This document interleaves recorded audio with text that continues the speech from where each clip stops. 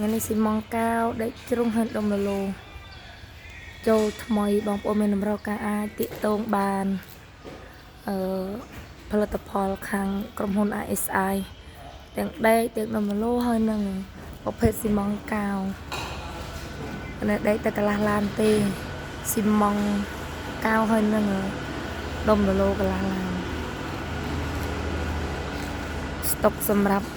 ខែ12ខែ1មានចូលច្រើនຂະຫນាត់ច្រើនកម្រាស់បងប្អូនមានតម្រូវការអីអាចទាក់ទងបានអាស័យដ្ឋាននៅភូមិបល័យខាងត្បូងខាងស្រុកភ្នំស្រកខេត្តបន្ទាយមានជ័យខេត្តក្រុងណាក៏ដឹកទៅឲ្យបានដែរឲ្យតាបងប្អូនមានតម្រូវការទាក់ទងមកអាចដឹកជូនឲ្យដល់ទីតាំង